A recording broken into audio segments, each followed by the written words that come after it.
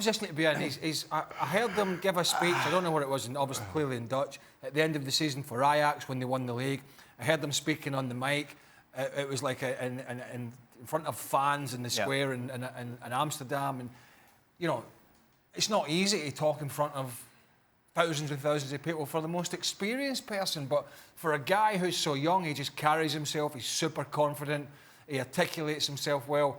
And more importantly, he's a fantastic footballer. He has got flaws. And there is still the odd mistake in him, but that's normal for a youngster, no matter how talented he is.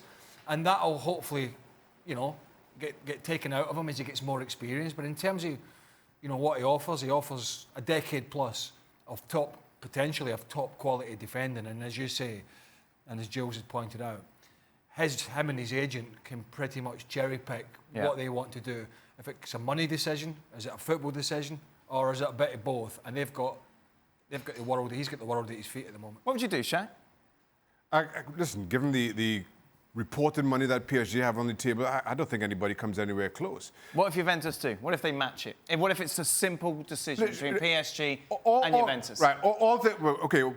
Things being equal between those two. And as you know, I'm not as sold on De Ligt as everybody else seems to be. I just feel he's got a mistake in him. And maybe go, again, all things being even, go into a club like Juventus where you've got Chiellini and you've got Bonucci who've seen they've been there and done it. What a better place to learn your football. What a better place to learn to be a defender. So if, as a centre-half, all things being even, Juventus matches what PSG offers, that's where I go. He has got a mistake. I mean, he has got a mistake in him, Shark, but that's even for... But he makes great speeches. Well, that in Dutch. And in Dutch. No, but I think that gives you an idea of the confidence of the young man. That was my point. It's not about speeches. What's your eye? I don't know if there's something in it.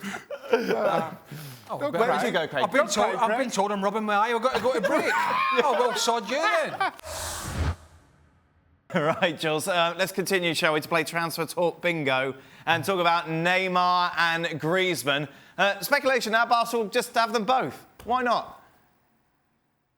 How, though? How can they afford 120 million for Antoine Griezmann, which is his release clause that kicks on July the 1st, plus his wages, which were 16 million net, so after tax, at Atletico Madrid, and surely he would have got more going to Barcelona, plus the 220 million euros for the Neymar transfer fee, plus his 32 million a year net after tax. Again, it's just not, the numbers don't add up. It's impossible for them to do both, to afford them both, even if they sell half of their squads and get half of their squad off the wage bill. I don't see how they could afford them both. I'm sure they would love them, and who wouldn't? Imagine having Neymar and Griezmann and Dembele and Suarez and Messi, or even if you sell Dembele, even if you let Suarez go to MLS, I don't think they can afford it. I don't know how they would, but you know, they can try if they want to, but surely that's too much for them. It's going to be a long, long summer, Jules, and I'm going to ask you this a lot, but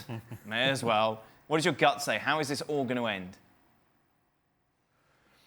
It's going to end with Neymar going to Barcelona and Antoine Griezmann having to find somewhere else to go, because whether he had signed a pre-agreement with Barcelona or they shook hands and have a verbal agreement, I just fear for him that right now Neymar has overtaken him in the transfer pecking order from Barca, because Messi wants him more than he wants Griezmann, maybe because Suarez wants him more than he wants Griezmann as well. I don't know, but right now I would be far more positive if I was Neymar than if I was Griezmann. For more, sign up now for ESPN Plus.